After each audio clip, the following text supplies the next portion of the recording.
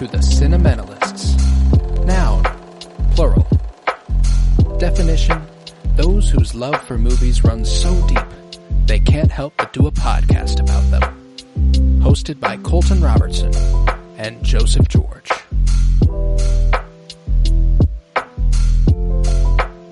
Hello everybody and welcome in to the Sentimentalists, and today we conclude our celebration of LGBTQIA Pride Month with The Handmaiden. It was released at Cannes on May 14th, 2016. It was written for the screen by Park Chan-wook and Chung Seo-kyung, based on the novel by Sarah Waters and directed by Park Chan-wook. I am Colton Robertson. I'm joined by Joseph George. What's up, homie? Oh, what up, what up? Always a pleasure to be here. Oh, and it's always a pleasure to have you, and we're crossing the last one off the list here. We had 5 movies to cover in Pride Month. This is the 5th. The Handmaiden, it was one that I set out from the very get-go to be like, yep, that will be one of them, and it was another first watch for you. How are you feeling about it? Oh, I'm kind of glad you saved this one for last. This feels like the perfect one to end it on. For whatever reason here, and it was... Well, spoilers, spoilers, it has the happiest ending. Let's see, going back through... not good, and not good. Wow, so it might actually be the only happy ending. It's the only one you want to actually the only one that has the ending that you just want to happen. That happens. So, wow. Very, very good ending. And then also... kind of starting with a portrait of a lady on fire and then kind of ending with this one. I thought, knowing nothing about the movies, I thought that these were going to be very similar, just kind of timepieces, and just kind of, I don't know, similar movies, slow burns and just really cute, romancy. I had no clue what I was getting into, with The Handmaiden whatsoever. And man, it just added, a complete spice that I wasn't expecting. Yeah, and it was awesome. I love this movie. It's one that and I will say, there's no viewing like the first viewing of this one. It actually isn't one that does get better with repeated viewings. At least it wasn't for me. Now, don't get me wrong. There's a few things that I'm like, oh shit, yeah, because I mean, like, it'd been a solid year since I watched it, so like. Every once in a while, I'd be like, oh, yeah, that's what's about to happen. Like, I'd remember kind of as it was about to occur. And they don't do a ton, but, like, whenever they do the switcheroo and they make Sookie go into the mental institution and Lady Hideko, like, giggles to herself. And they frame it in the moment as like she's a bitch, but what she's doing is laughing at fucking Count Fujiwara over here who thinks shit's sweet. Yes. I love it. Yeah. So like, there's so many layers, and then now, but I wouldn't have known. I had no clue. No, you were like, wow, Suki's like, she was always a stone cold bitch or whatever she says. She says something like that. I know she says bitch because I always thought that was kind of funny. And then and you're like, wow, she is. And then like it all turns around and you're like, whoa, no, she's not. Wait a minute. Yeah. Wait a minute. Yeah, I don't know, the layers unraveling each time. Each time there was a twist, I thought it was over. I thought it was the last twist of the movie. Right. I didn't know that it would keep going. So yeah, it was like, well, I mean, whenever I guess the mental institution twist came, there was still a whole lot of movie left. But I felt like, I don't know, it was just like, well, that's the twist of the movie. Like this is, and then at first I was kind of like, wait a minute. Are they actually different people? Like, is she actually insane? And did she think she was? Yeah, is that legitimately the twist? Other? Yeah. So I was like, kind of going down different avenues, for a little bit, but no, that I don't know, kind of create like all of every single kind of one of these movies throughout the month. Been a great month, great gay month. Let's just say, I don't know, super gay, super good. Oh my god, yeah. As broadening the horizons, gay movies kind of just are it a little bit. Well, and you think one of the things that occurs to me every time, or like the first time I tried to be like, how many gay movies have I seen? How many gay movies are there really? It's much broader category than you realize. There's a lot of queer film.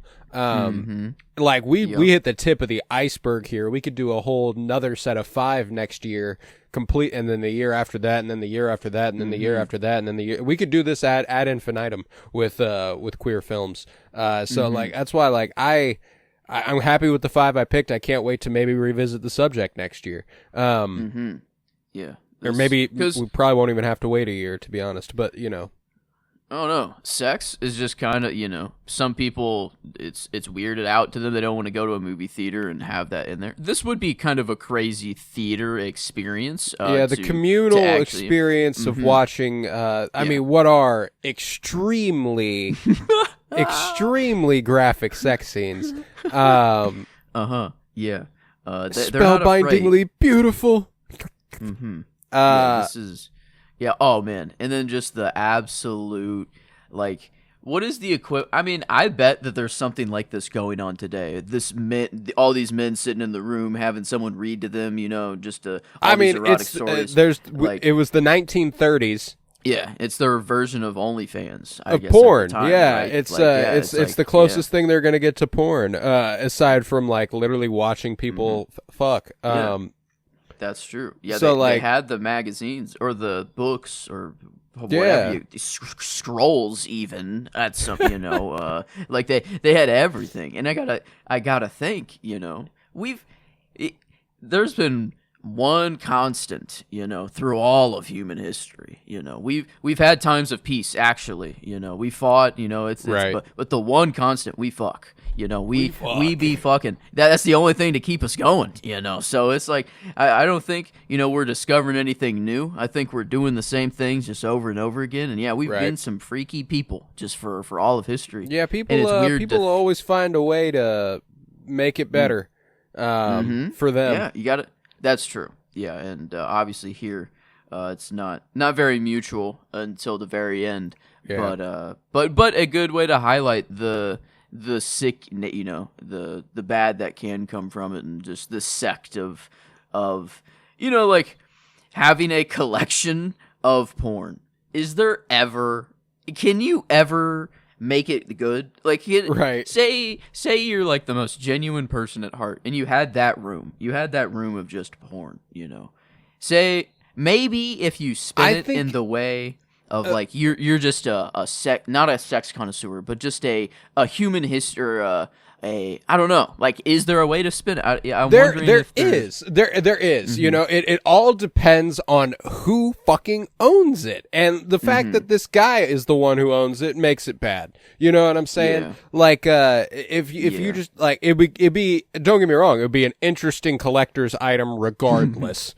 You know, but you know, dudes collect Playboy. Like that's a real thing. You know, I think that. The more modern your collection, the less impressive it is. You know, if you're you know, busty ladies all around, like, you know, like the VHSs and DVDs. I got a hard drive. Like, I don't know how I feel about that. But you know, if you're doing older books like this, you know, maybe there is something. You know, maybe there is something to it. But yeah, no, that's why I'm like, it's clearly within the context of this film. It is a negative thing. Especially, I think it all depends on who owns it. So this was her entire life. Like Lady Hideko was brought up from childhood to eventually marry her uncle and also just provide a reading for these erotic books to these men. Like, that's how she's so wealthy, and that's how, like, that's what she's just been doing her whole life.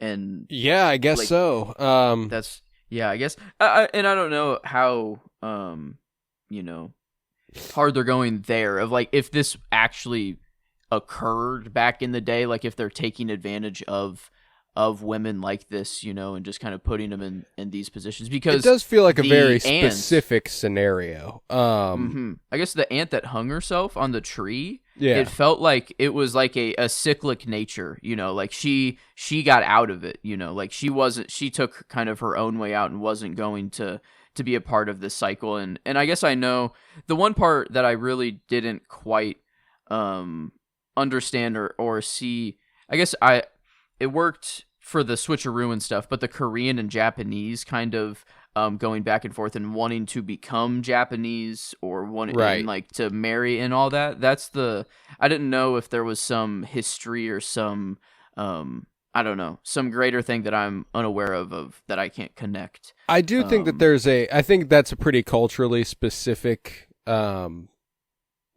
commentary, one that we're probably not going to be able to parse too incredibly well.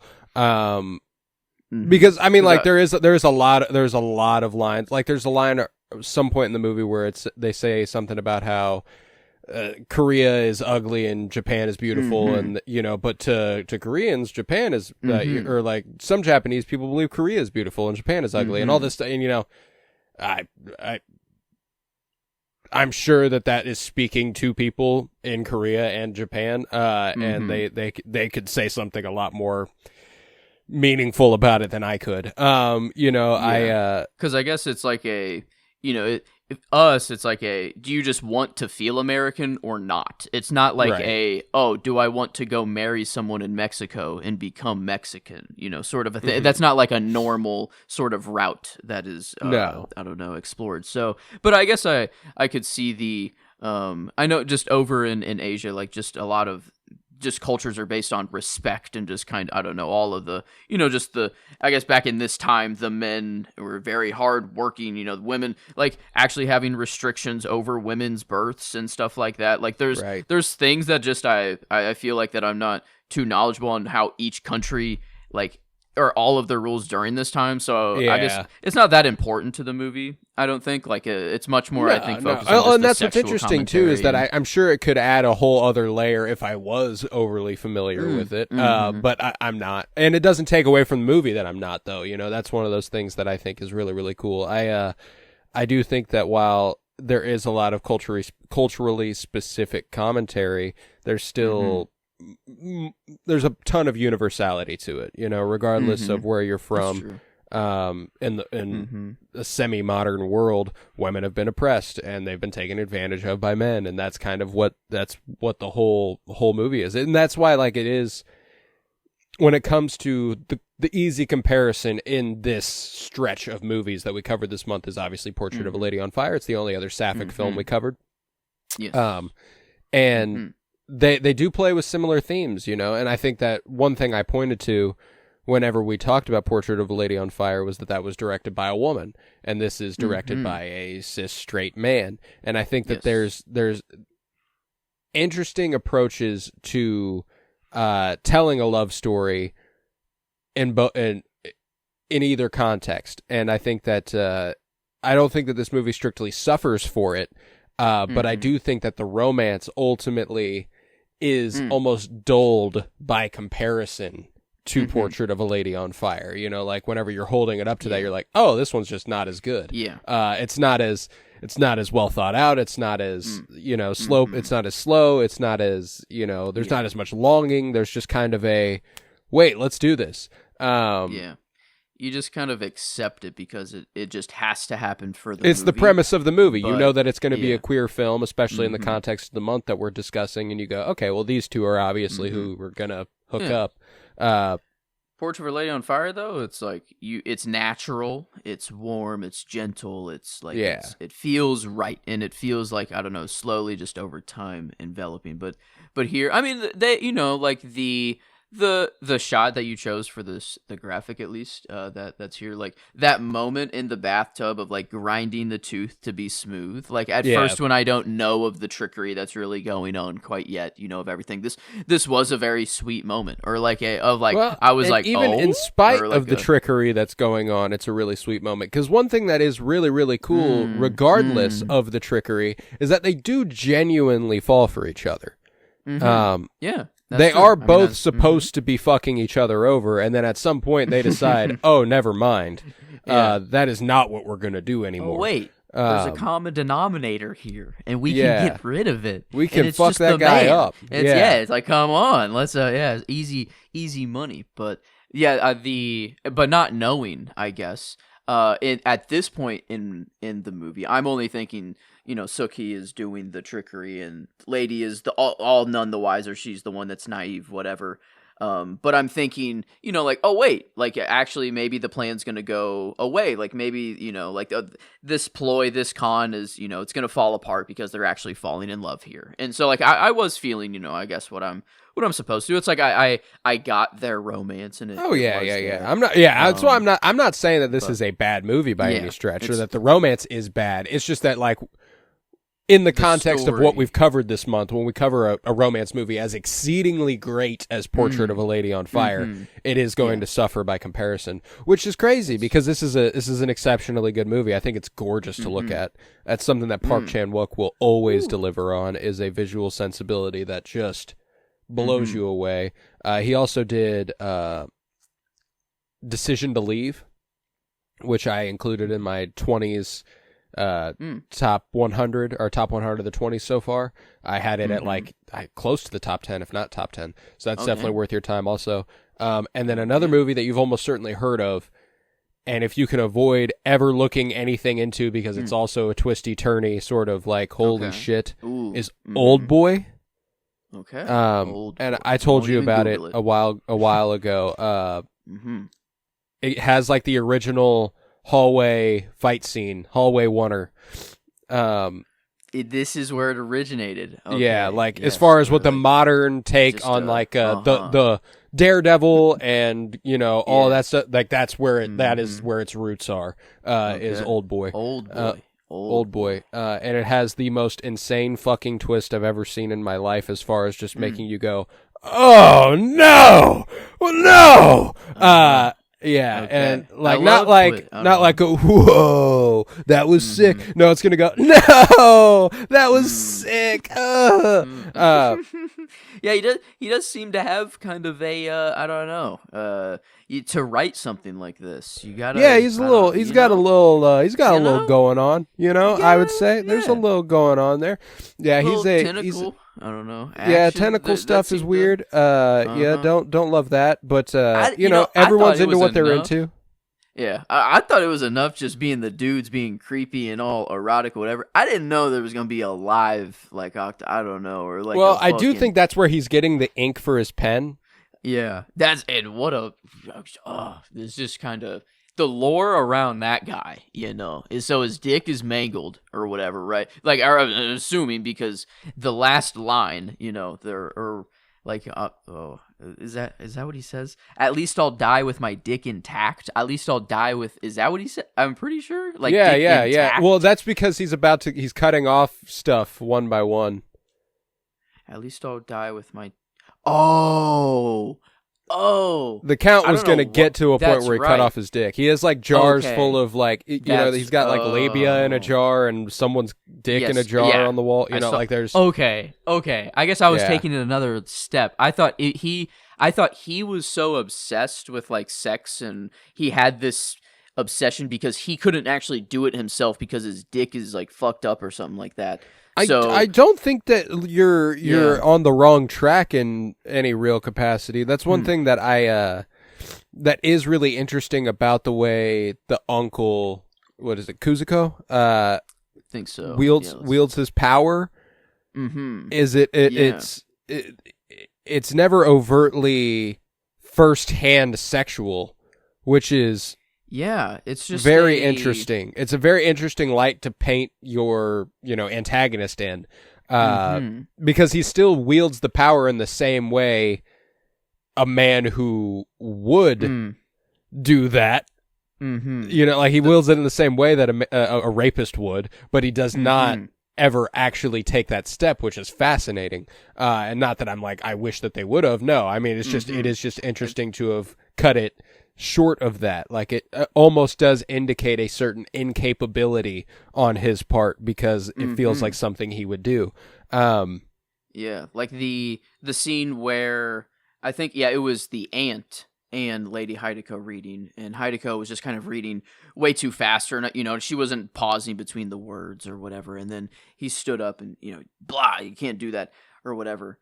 Or no, I think this is actually a different session. He gets up and kind of just grabs both of them by the face and just kind of like shakes their face around and just holds it, you know. Yeah, it's whenever she's teaching her. I can't remember if she's teaching her words and yes, penis one of them and is vagina. Penis and vagina, Yes, and they laugh, right. they giggle to each other, and then he comes over and does that. I feel like it's more of just a show of force. He is like, it's a power thing, and I am punishing you for acting this way, and you will remember it because of the punishment and because of the pain. And like the metal balls on the fucking fingers. Are you kidding me? Like this is, I don't know, like the just even spanking a child, you know, just hitting a child is crazy. But fucking that's. Now, I don't know. So this dude is he's a sick fuck. He's a sick fuck. That's why, like, it's the payoff at the end of this movie to deal with both of these dudes in one fell swoop is very, very. It's very nice because one of them is expressly a rapist, and that is nice. It's nice to see him killed. That's good stuff. I do like that. And a bunch of opium, you know, that's cool. Or I guess, was that actually opium that he was smoking at the very end there? Because he says it's actually some mercury. Mercury. And is that like what is in is that what like is burned whenever you smoke opium? Or I don't know. I thought he was just gonna. I thought bro was just. I mean, at the absolute peak of an opium high right before he died. But. Yeah, this was the scene down there was crazy because whenever Hideko was taken down there as a child, and all you just hear a noise. You don't even you just see her face and you see her look into the basement, but you don't see what's actually down there. You just hear like the blub, blub, blub, blub, blub of all of the fucking jars, or maybe it's the octopus. I don't know what the noise is, but what I thought. For whatever reason, it was kind of bright down there, and like it was showing a really light bright on her face. I thought it was like a lava pit or like a sacrificial. I don't even know. Like my brain was going wild because whenever he leaves, you know, he's like, and remember the basement, dun dun. You know, and they come back to that often. They're like the basement, and I'm like, what the fuck is in the basement? What the fuck's going on down there? What is in the basement? I didn't know if there was some paranormal. You know, twist to the movie. I was going places during this watch. So yeah, you're kind of right when it's like the first watch will be singular. Like there will never be another watch like this because I mean it was crazy. I was going all over the place, and I mean I enjoyed the roller coaster. That's for sure. It's a lot of fun. Awesome. It's a lot of fun, and you know, there's a lot of payoff. If we don't have as much payoff as we do here, this movie might not be as good. It's one of those movies that kind of necessitates. A happy ending because there's so much that's kind of like Jesus Christ throughout it. You know what I'm saying? Like, at least with Portrait of a Lady on Fire, the movie was like overwhelmingly happy throughout, so you can kind of earn a sad ending. You know, it can kind of be just kind of like, oh, we had this beautiful time and that's that. All right, goodbye. You know, like if you just triple down on sadness, it's gonna be in darkness and despair. It's gonna be a tough watch. You know. But I love the payoff here. It's definitely one of my favorite. I love the shot of them on the boat whenever they like let her hair down and she takes off the mustache and they throw it into the ocean. Like I love it. I love it. Let's go. What a plan, you know? Like and yeah, like if everything went according to plan at the very beginning, like and I don't know, there was multiple layers, I guess, but it would have just been a poor lady, you know, a rich lady got her all of her wealth stolen, and that's it. That would have been really boring. And then if the man wins in any situation, it's just a boring ending. So it's like, we just got the ending that is the best here. And again, it's like with all of the sad and with all of, I don't know, it is very overwhelmingly depressing, but like while I'm watching it, I have like this weird smile on my like it's like I know there's going to be some triumph. Like I don't know. Like even though I didn't know where the movie was going, it felt like, well, there's going to have to be some win. Right? It's like it's riveting. There's an excitement in every frame, kind of like every scene. They're developing this you don't anticipate the twists and turns strictly, but you can tell there's something more happening that you don't know what it is. Like you're like, something else is going on here. And then they show you what else is going on there. And you're like, yeah, okay, let's go. And that's that makes it a lot of fun. There's and don't get me wrong, it's not all sadness. I would say more darkness. The sadness kind of comes from the allusions to the aunt who hanged herself. Yes. That's kind of the only stuff that you're like, man, that's too bad. The payoff to the cherry tree, that, like her soul haunts it, and I love the scene. My favorite scene of the movie might be whenever Hideko goes out there to hang herself, and Suki prevents her from doing it. It's like, here's the deal, I'm doing this, I'm with Fujiwara, I love you, dog, don't do this shit. And she's like, oh shit, you're worried about me. And she's like, yeah. She's like, I'm worried about you. Wait a second, we can figure something out here. And then she like drops her and curses Fujiwara. And she's like, oh shit, sorry. I love it. And see, like, there's a black comedy about it. There's a sweetness to it. It's a lot of fun. And I think that in a movie as dark as this, to be able to describe it as fun is pretty wild. And I stand by it, though. It's a really fun movie. Very. I adore it. I gotta assume Knives Out took some inspo from this ending. I don't know. It just had the same energy kind of at the end when everything's unraveling. This big onion, glass. It's all about the layers. Specifically glass onion, I would say, as far as formatting is concerned. Yes. Just I don't.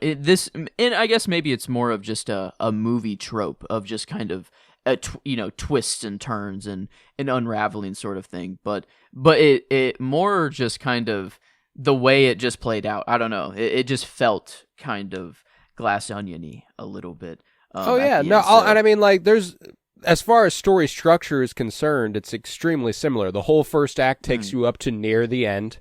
The whole first act takes you up to what will be the last act, And then the second act, it takes you back to the beginning and shows you everything that you need to know going into the last act from a different perspective. And then we get the last act. And that is exactly the same structure as what happens here in Glass Onion. So I can't blame you one bit for making that connection, especially considering, just the twisty turny nature of it. Obviously, we're not doing a murder mystery strictly. You don't even realize that there's more conspiracy going on, but the levels, the layers of contrivance here, where it's like Count Fujiwara and Suki plot against her, whole first act. Second act, Hideko and Fujiwara plot against Suki, whole second act. By the end of the second act, they're going, wait a second, we're going to plot together and take down Fujiwara. That's the whole third act. And I love that, like, it's formatted in a way that's like, all right, how do we get the teams going? I think it's a lot of fun.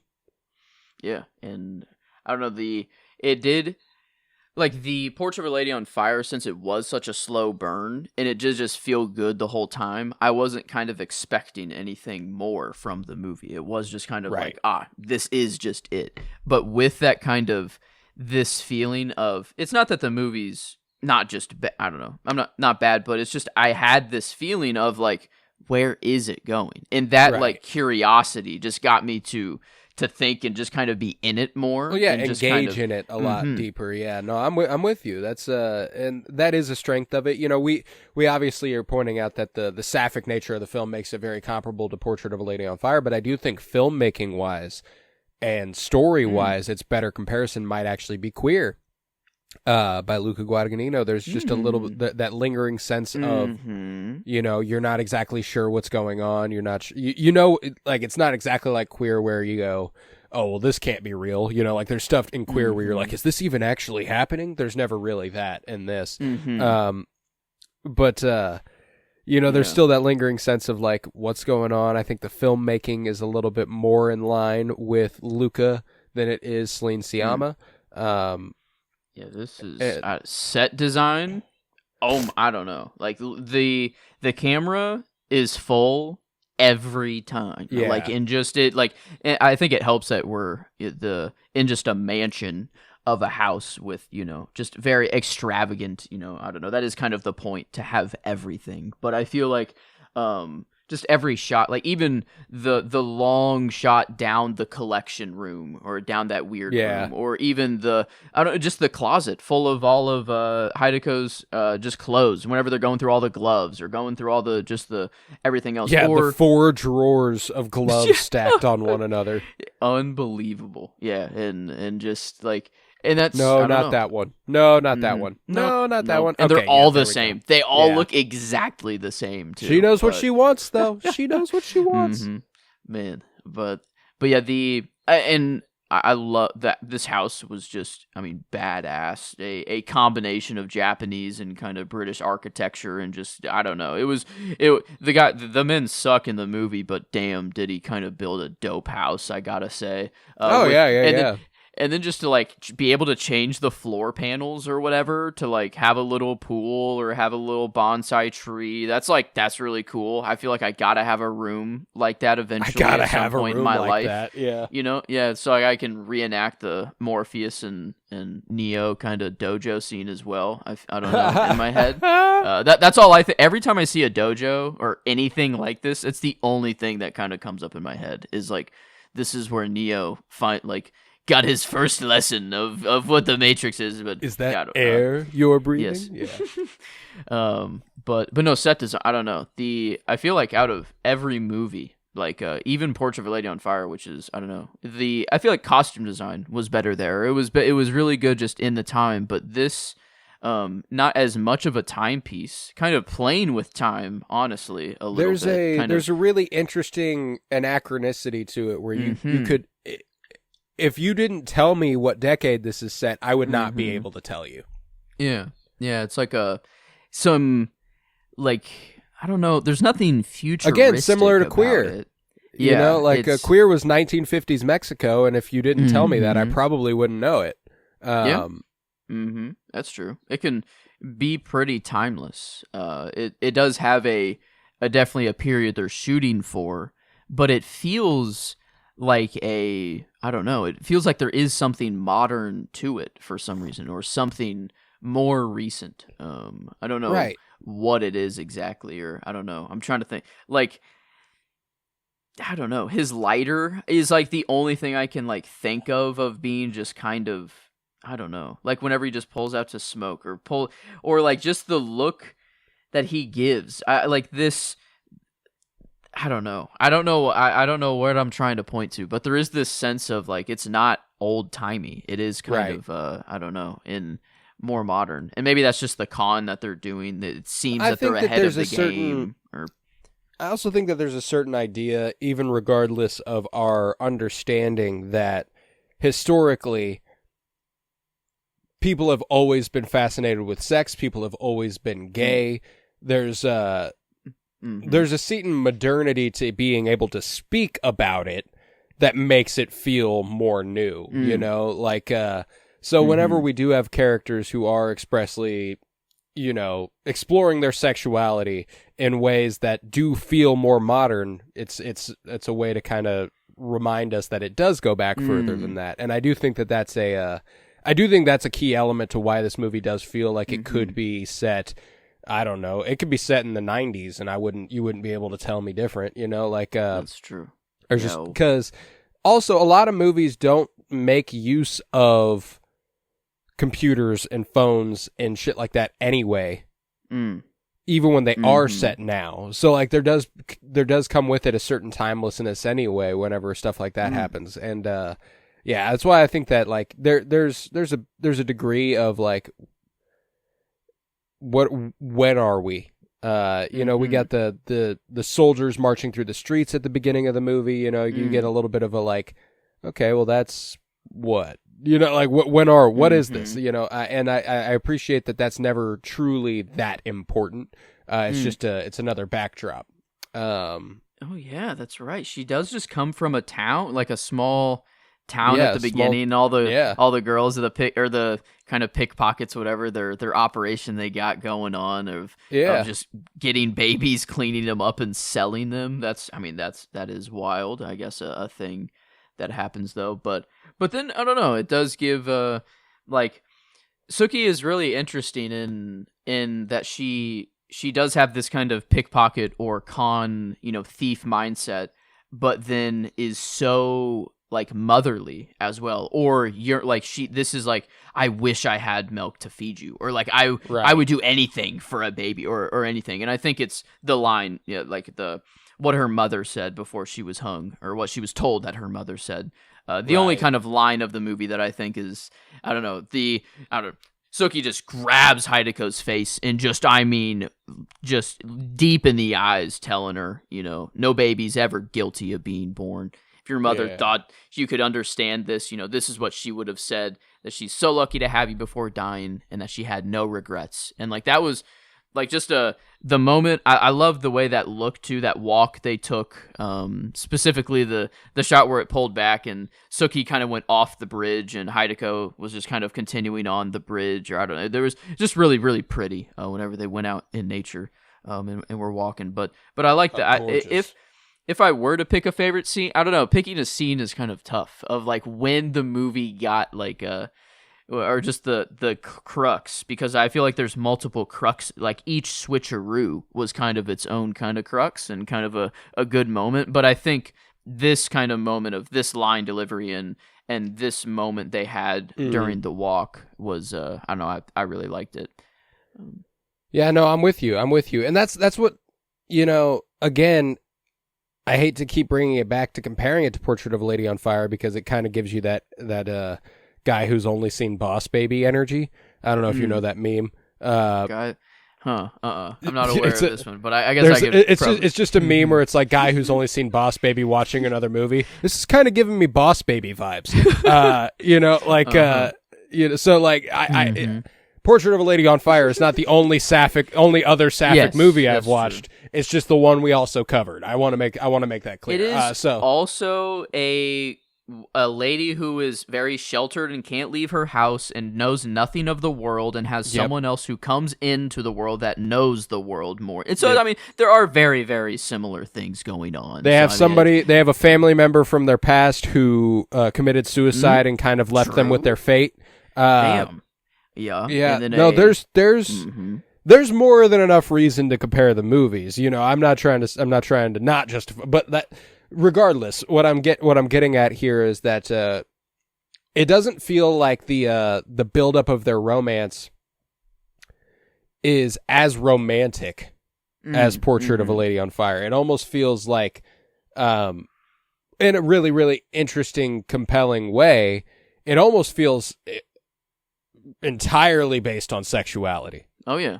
And I think that in a movie that does place an emphasis so deeply on sexuality and the exploration of sexuality, I don't think that that's necessarily, it's not a negative thing. It's definitely not a negative thing. But I do think it's interesting that sex in Portrait of a Lady on Fire came as a result of the building up of their love, whereas I think sex directly correlates with the kind of fruition of their love in this movie. This is what made them know.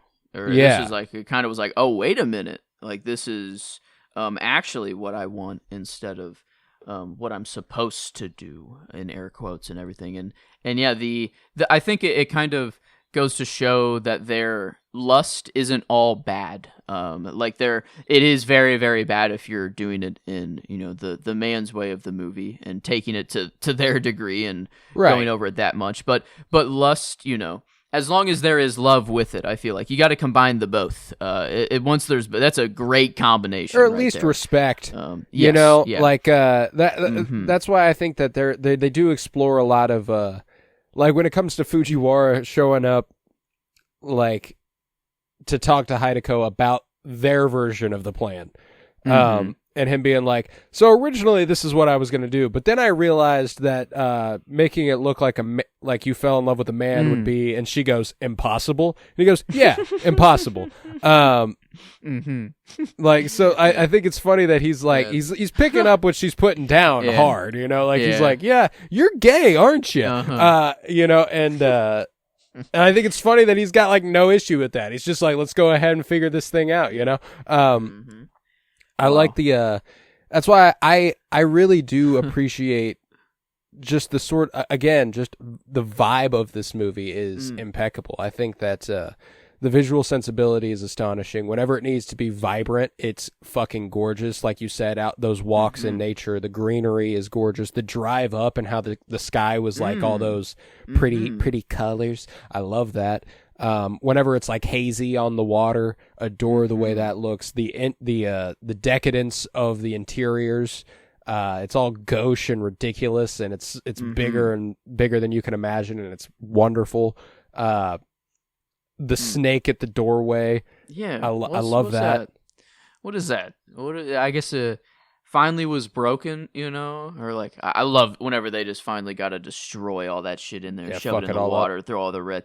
But then I don't know. The snake is the barrier of all knowledge, or whatever the fuck was said at the beginning, and then I don't know. I don't know. I'm gonna go with my interpretation of it. I think that there's since it is like this library of sexual carnal knowledge, I do think that the snake kind of represents phallus, like like a dick is the sort of barrier you have to overcome to understand all of this, really. Like it's more patriarchal thinking. At least that's kind of how I take it. It's the only way that I can spin it that makes sense in my head. It felt, at least when when it's destroyed, it felt like it was kind of a curse being broken, or just at least that just I don't know, something being lifted. It's gone. The presence isn't there anymore. But yeah, I guess the weird. I mean, there's a biblical that's interpretation there too. The serpent tempts Eve into betraying God. And this is fair. The serpent being very eating from the tree of knowledge, and like it is a symbol of temptation, and especially when it comes to women kind of literally leading a woman to disobedience and sin and all of this. So I think there is kind of I think that there's something there, and then smashing it, kind of going, well, fuck all that, like I like that.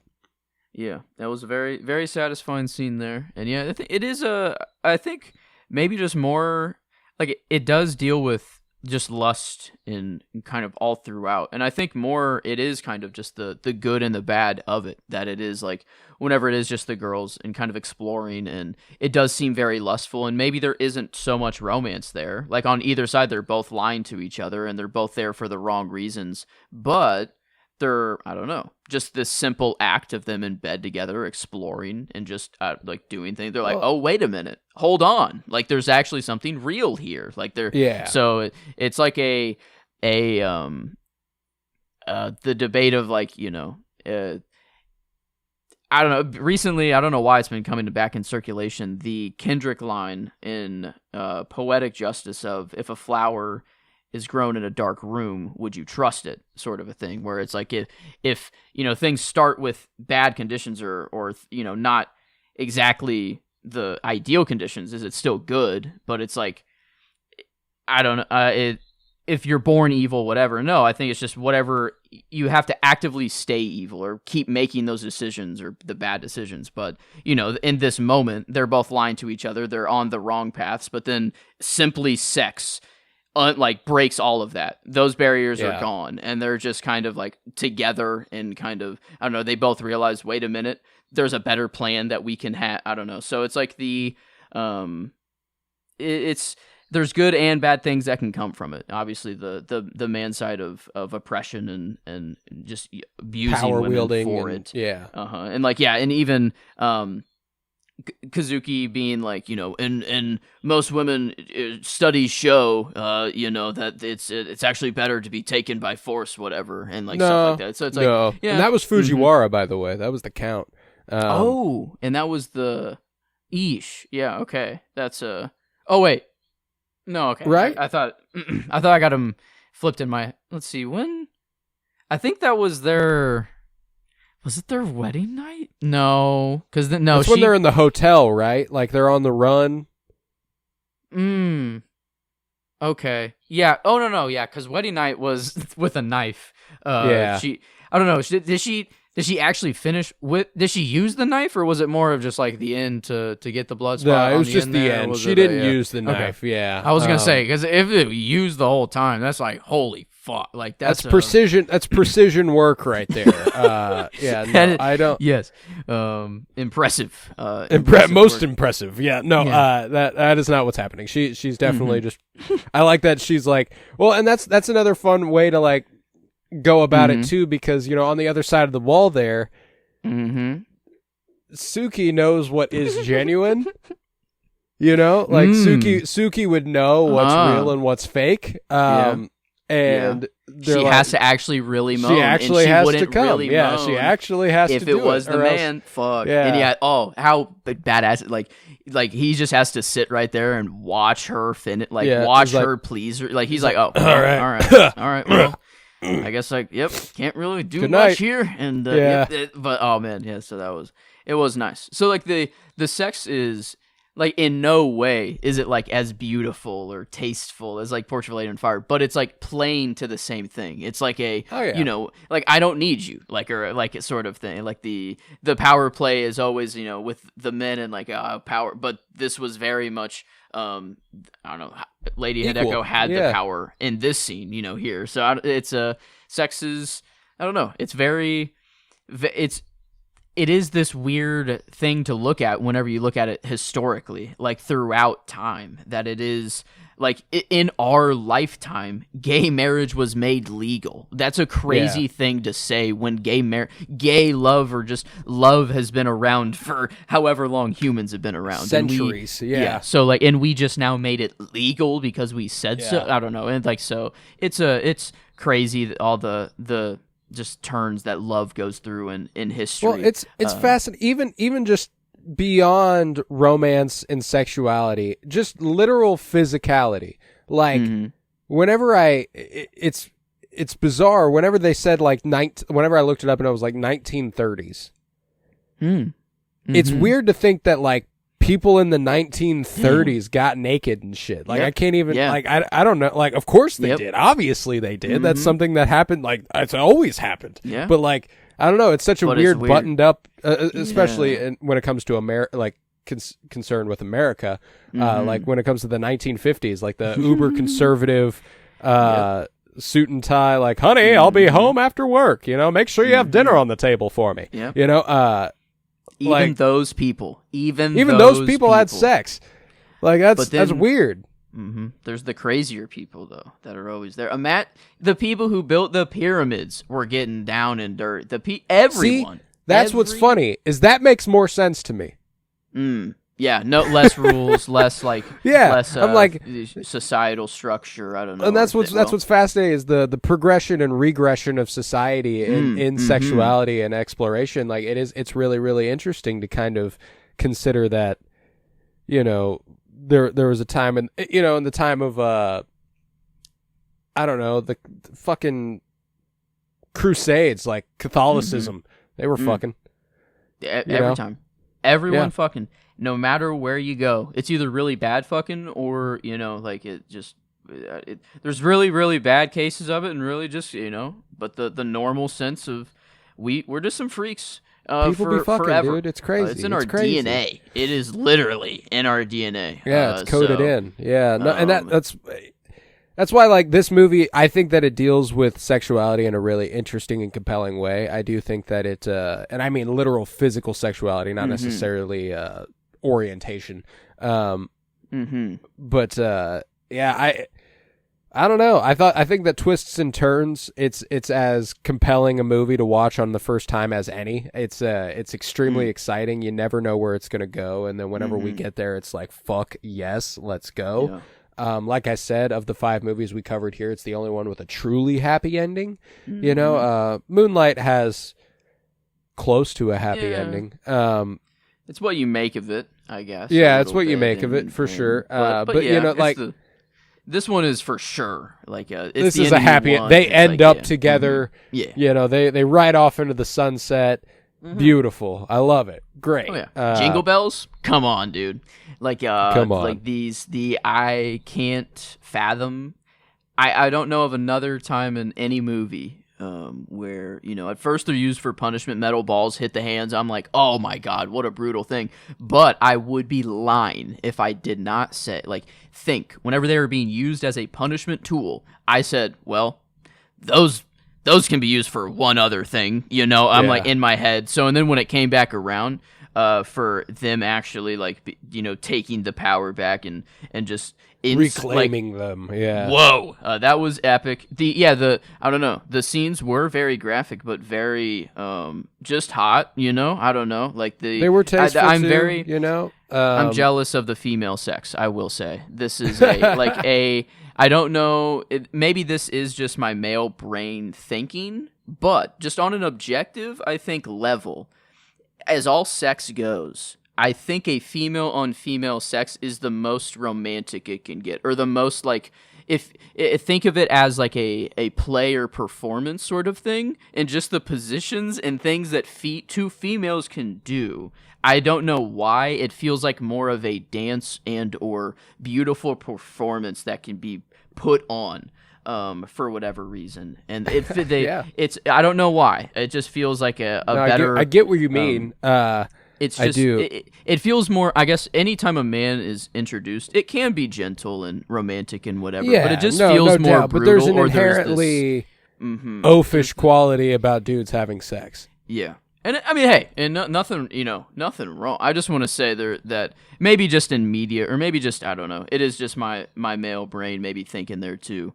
But it is just the female it's nature. Also, when it comes to the depictions of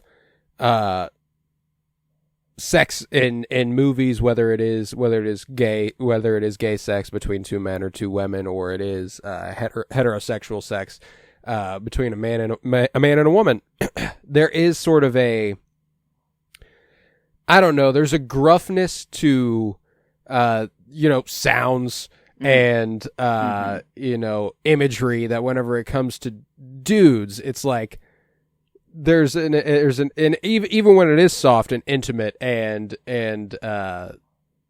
loving and not like yeah, you like that, it's not even when it's not like that and it is more intimate and soft, there's a lot of oafishness. It's just kind of it's the word I keep coming back to. It's just kind of like maybe it's if sex is done right, it is purely mutual, but scissoring is purely mutual. I can't think of it's more about as mutual, equal partnership. Yes. I mean, 69ing is pretty equal partnership. That's true. That is, I guess, fair. But I don't know. Yeah. Yes. I mean, they pull that off in this too, though. So that's true. They got both. That's what I'm saying. Is that it's maybe that's what it is. It feels the most equal you can get. I don't know why. Right. It just, but for some reason. Physically, we're on literally equal playing fields. Yeah. They're this. I mean, hey, it was hot. I will say, there were some creepy, moments where I don't want to think about sex at all in the movie, but then they did bring it back, and I'm like, ooh.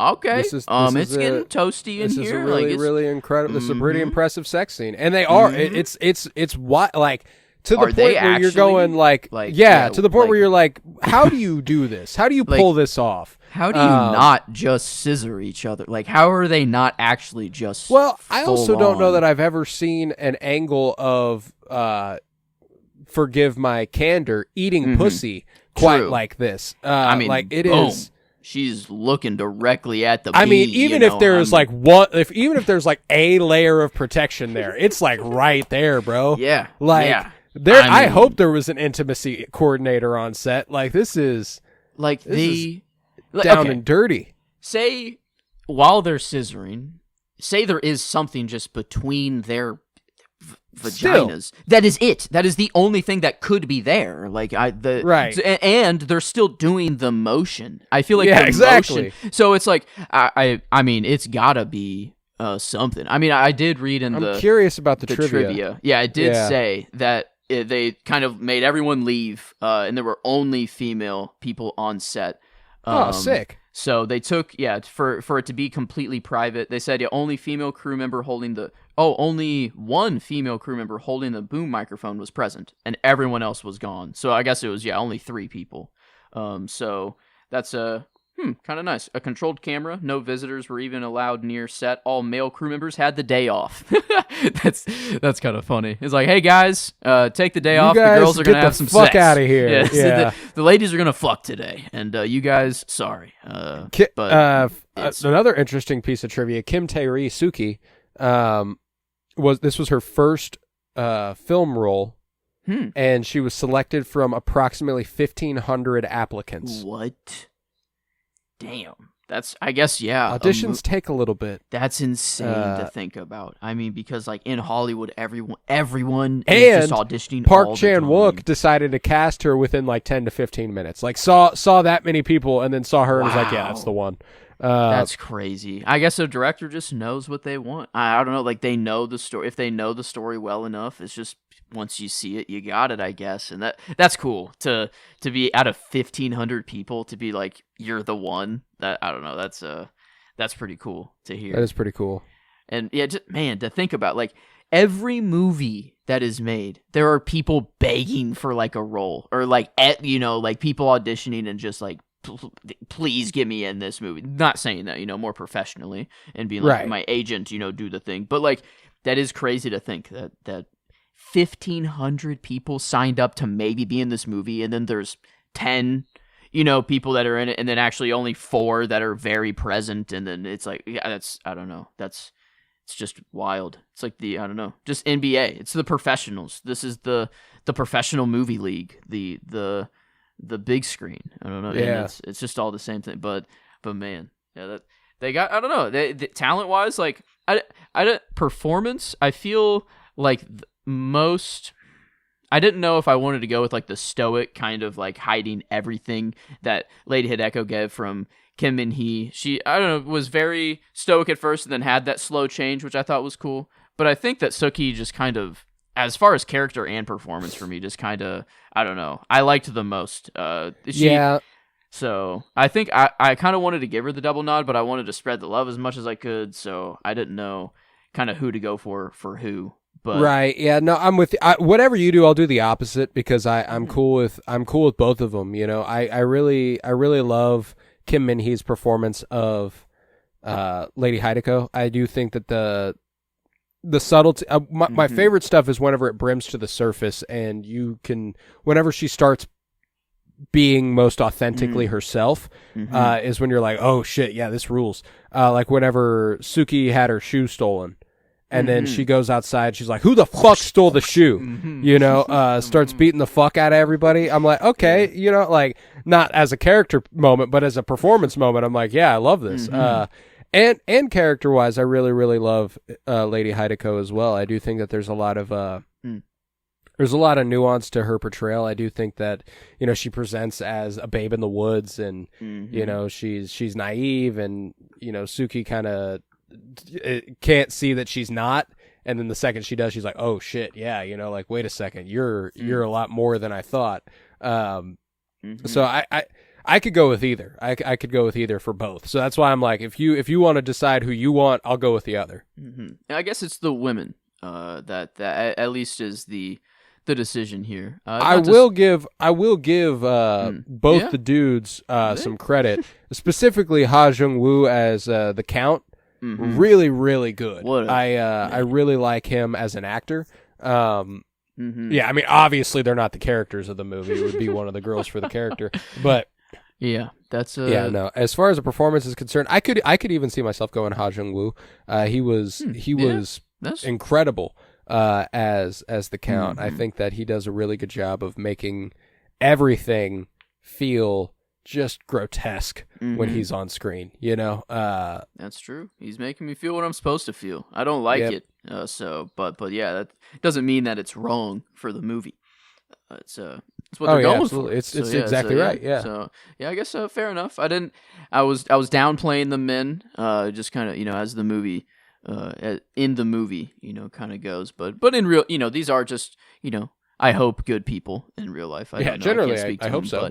But yeah, so I shouldn't put the character on him, or downplay him. But yeah, I don't know, I keep coming back to like this. I feel like out of every movie, like after watching Gladiator 2, I don't know why, I've been like focusing on set design a lot more whenever I watch a movie. I'm always taken back whenever like the camera's just more full of things, of objects, just props. Stuff. I love props for whatever reason now. To think of like that someone just had to think of like, what am I going to put on this table right here? Because it's 1930 or whatever, and what makes sense to go here during this time? I don't know why. That's just a really cool thing I've been thinking of, I don't know, since Gladiator. No, it's a lot of fun.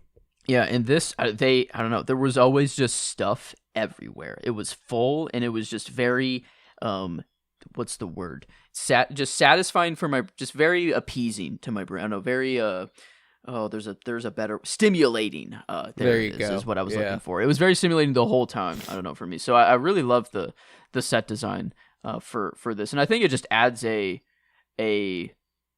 any movie. If the set design is good, it just adds this like authenticity to it, where you don't absolutely even does. question It absolutely things. does. Yeah. And I think that whenever you're doing a period piece, it is extremely important to have that sort of immersive experience. And what's cool too is that you pointed out Gladiator 2 and Gladiator, the first one in the first place. Sure. But like Star Wars, that was always something that I'd always had a really strong sense of, was immersiveness. You look at every inch of a frame and it's full of stuff that you're like, whoa, what's that? And I think that any movie that can take advantage of that is doing something right. And I think you're right. I think this one does that to a really, really great degree. But I don't really have much else to say about it. I thought it was a lovely movie. I think it's gorgeous to look at.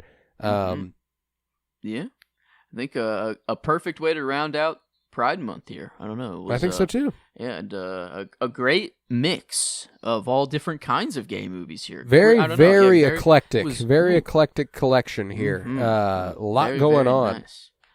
So yeah, this I don't know. Very, very happy with all the movies that we got. Very gay. Very gay. Some would say. Yeah, some would say. Top drawer. I'm very, very happy with it. We did a really great job with picking the movies, I think.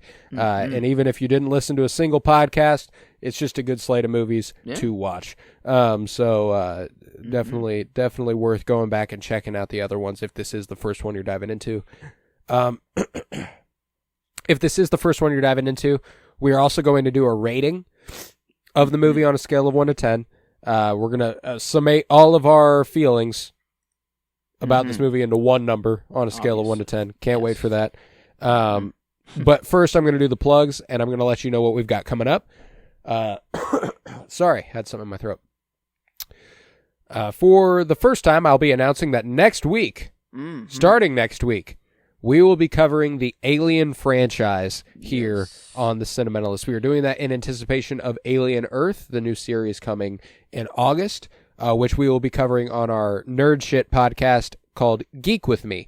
So you can go check that out whenever that starts coming up. But we are going to be covering all 7 Alien movies. We are not doing Alien versus Predator or either of those movies. Might save those for whenever we maybe eventually get to the Predator movies. But maybe. I'm not even sure we're ever going to do that. But there is a Predator movie coming out in November. It might not be a bad idea to kind of keep that in the back pocket. Maybe something we do. But regardless, so we are going to be covering Alien next Friday. I hear there's a holiday going on that day. I'm going to completely ignore it. What? There is? Wait, what? No way. Couldn't be me celebrating anything like that. We got Alien next Friday. Aliens the week after that. Alien 3, Alien Resurrection, Prometheus, Covenant, and Romulus. We got all of those to look forward to over the next 7 weeks, and I'm very, very excited. We are also doing, like I said, Geek With Me, and as next month is July, we have a couple of expressly outlined films we're going to be covering on our Nerd Shit podcast. Usually, we like to reserve movies for this podcast, but we have a whole other avenue for it now, so Whenever Superman comes out, we'll be covering it on Geek With Me. And whenever Fantastic Four: The First Steps comes out, we'll be covering it on Geek With Me. So that'll be next month. So that's an important place for you to be. You should also be checking out Fire Pod with me, a Twin Peaks podcast. If you are a Twin Peaks fan, it is perfect for you. If you've never seen Twin Peaks, you should watch it and listen along with us. It is friendly to the first-time viewer and the rewatcher alike. Joe's never seen it. I have seen it. The only rule is that you have seen as far up as the episode you are planning on listening to. So I think that this week is Season 2, Episode 11. Yes. If I'm not mistaken. So you have to have seen up to that point to listen to that episode. But we don't spoil anything that comes after that. So you should share that podcast with anyone who you think should watch Twin Peaks or has watched Twin Peaks, which is everybody. So go ahead and check that out. But yeah, like I said, we'll be back with Alien next week and the weeks following. So I'm very excited for that. Let's go ahead and rate The Handmaiden. How are we feeling on a scale of 1 to 10? Well, damn.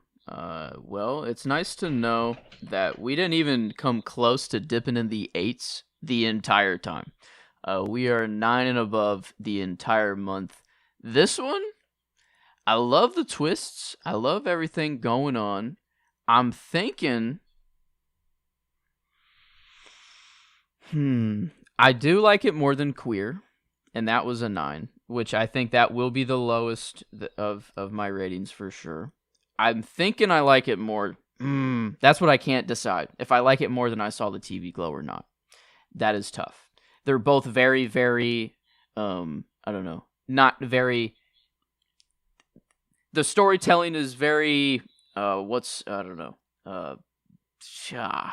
abstract or not, I don't know. Right. I Saw the TV Glow is a little more abstract, I think, but just a lot of things are going on, a lot of good messages being sent through crazy storytelling, and I like that it's not just stereotypical film. So I don't know. I think maybe on the same level as like I Saw the TV Glow, but I mean, I'm between a 9.5 and a 9.75 is I guess where I'm chilling. Gotcha. And I don't know if I can give it the edge over TV Glow. That's tough. So that would be a 9.5 then, right? I think I'm going to have to tie it. I don't think I can give it the edge quite. Gotcha. Yeah, I think that's this is going to be a really interesting reflection of a first watcher versus a rewatcher. I'm confidently a 9. Okay. Yeah. Interesting. I think it's a really, really impressively done movie. I think that it's really, really great as far as filmmaking is concerned. But it doesn't stand up the way I wanted it to. Not completely. I'm not saying that it's a bad movie. Obviously, a 9 out of 10 is a great movie. But I came into this thinking that every movie that I had seen would be a 9.75 or higher. And I'm not there, which was surprising. I thought for sure I would come back and be like, holy. It's a high bar. Don't get me wrong. But that's why I picked the movies I picked, is because I thought that's what they were. That's the benefit of hindsight, And I'm glad we still picked this one. I'm not trying to be like, my God, this was a waste. No, 9 out of 10 is a great fucking movie. Yeah. Yes, it is. But I'm confident that that's where I'm going to land. 9 out of 10. Okay, that is your lowest, I guess, of all of them. The average is still a 9.25, so it did beat out Queer, barely. Queer was a 9.13, so it's because it's still a 9 and a 9.25. Yes, so gotcha. So it is the second to last overall. But yeah, I think it will be interesting to eventually revisit and see what the second viewing is like, because I think the first one will be the best one for sure of this. But yeah, I don't know, a good 9.25 I think it feels good. At least it's not quite the 9.75 that I Saw the TV Glow got. So I like that it's kind of the opposite, where I gave a 9.5 to both I Saw the TV Glow and Handmaiden, but you gave a 10 to I Saw the TV Glow and a 9 here. So it's like, for me there was no question which I liked more, which is funny. I like the differentiation in tastes that kind of brims to the surface for us every once in a while. But What's the official ranking as far as what our sum total, our average of our scores ended up being? So, for just the Handmaiden, or for the ranking, top to bottom, or bottom to top, I guess we'll go that way. Bottom was Queer with a 913, you gave 925, I gave a 9, and then we down to the Handmaiden, a 925, and then it goes to I Saw the TV Glow, 975, and then a two-way tie for first place with Moonlight and Portrait of a Lady on Fire with the perfect 10s. All right. I like it. I like it a lot. And it was a great month, fantastic month for covering some great movies. And we can't wait to start covering another franchise. We did Mission Impossible just prior to this. We're doing Alien next. I can't wait. And we're doing roughly the same amount of work for Alien as we did Mission Impossible. 7 movies in anticipation of something. That's true. Which is kind of wild. It's a lot. It's a big commitment. It's going to take a while, and I like doing it like that though. So Ethan Hunt transitioning into a gay month, transitioning into Alien. I mean, I don't know. I think this is a good year. It's a good year. It's a good stretch here. We already had a sci-fi month already, so I've already been happy with March. So but then to get a whole month of pure, I don't know, alien sci-fi. Yeah, I'm ready. Let's fucking cook. Yeah, I'm ready. So if you've never watched the Alien franchise, you should go ahead and tune in, watch with us, watch along, and tune in every week. And if you have seen it, good stuff. Because I've seen all of them. Joe's seen 3 of them. So we got a lot to look forward to. But with that, I was Colton Robertson. I was joined by Joseph George. Thank you very much, homie. Oh, thank you for having me. It's always a pleasure to be here, homie. Oh, and it is always a pleasure to have you. And let's see if I can find a quote in time. Fuck it, let's go with this. And remember, reading can be learned, and I don't care if you curse or steal, but don't ever lie to me. Understood?